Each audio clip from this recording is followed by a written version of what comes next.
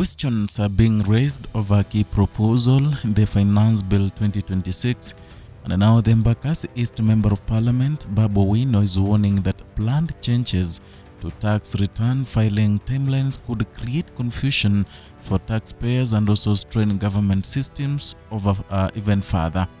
A proposal contained in the Finance Bill 2026 to reduce the period for filing tax returns from 6 months to 4 months is drawing sharp criticism from some lawmakers, with Embakasi East Member of Parliament Babu Owino warning that the move could negatively affect taxpayers across the country. The proposed amendment seeks to shorten the window within which Kenyans submit their annual tax returns to the Kenya Revenue Authority, commonly known as KRA. Currently, taxpayers are given 6 months to file their returns. Under the new proposal, the period could be reduced by 2 months, requiring individuals and businesses to complete the process within 4 months. The proposal has now become one of the most debated sections of the Finance Bill as lawmakers continue scrutinizing its contents ahead of the parliamentary consideration. Speaking during a press briefing on June 17, 2026, Babu Owino expressed concern that the proposed timeline fails to take into account the practical challenges experienced by taxpayers and tax administrators in recent years. According to this legislator, reducing the filing period may increase pressure on an already heavily used tax filing system, and these concerns are largely tied to previous experiences involving the KRA online platform during peak filing periods.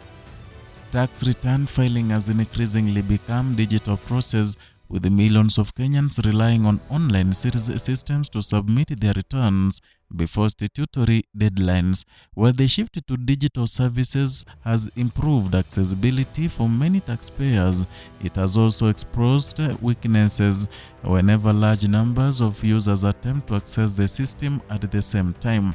Owino pointed to events witnessed during the previous filing system and filing cycle when technical difficulties affected taxpayers seeking to submit their returns before the deadline.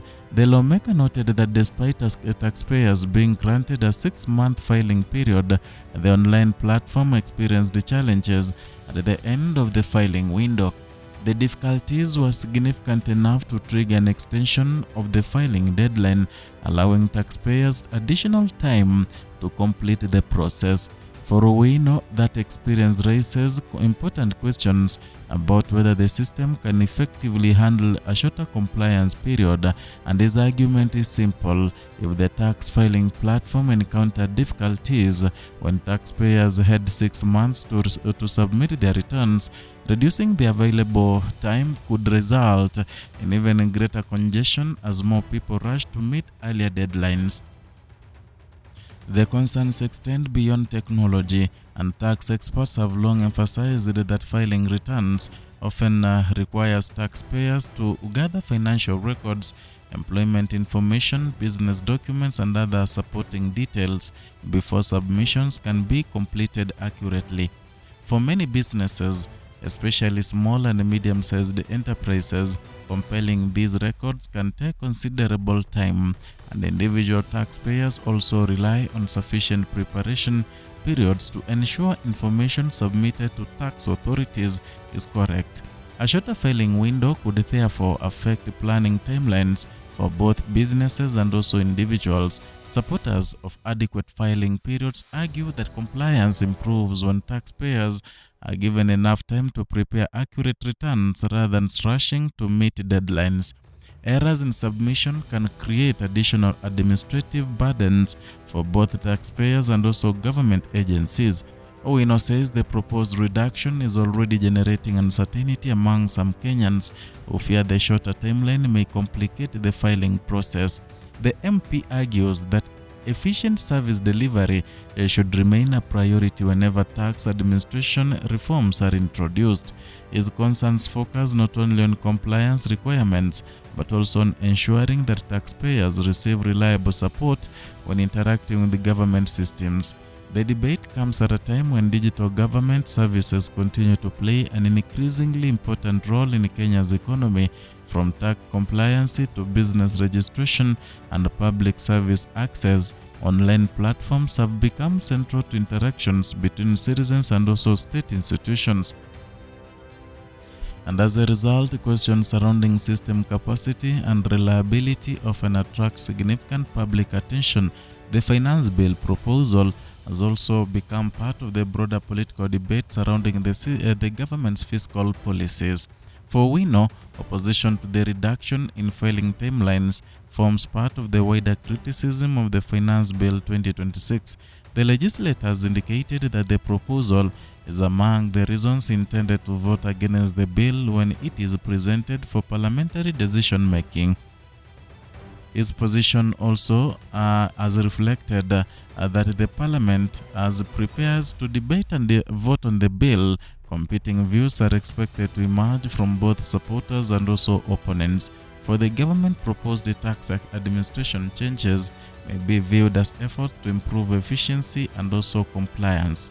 For critics, however, the success of any new timeline depends heavily on the readiness of supporting systems and also practical realities faced by taxpayers. The discussion is likely to attract attention from a wide range of stakeholders and tax professionals, accountants, business associations, employers, and also individual taxpayers all have a direct interest in changes affecting filing requirements.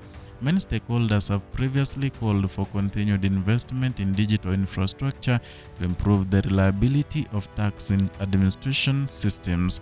Others have argued that reform should focus first on the strengthening service delivery before introducing stricter compliance measures. The issue highlights a broader challenge facing modern tax authorities around the world. Governments seek efficient revenue collection systems that promote compliance and also accountability, and at the same time, taxpayers expect systems that are reliable, accessible, and also capable of handling high demand without disruption. Finding the right balance between efficiency and also convenience remains a critical objective, and the ordinary Kenyans, the outcome of this debate could determine how much time that they have to prepare and submit their annual tax returns in the years ahead. For businesses, the decision may influence compliance planning and also financial reporting schedules. And for the Kenya Revenue Authority, the discussion places renewed focus on the capacity and resilience of its digital infrastructure.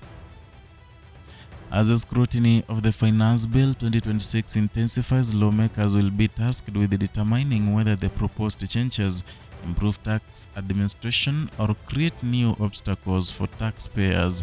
The final decision will ultimately shape how millions of Kenyans interact with the country's tax system. And as Parliament weighs the future of the Finance Bill 2026, the debate is no longer just about deadlines.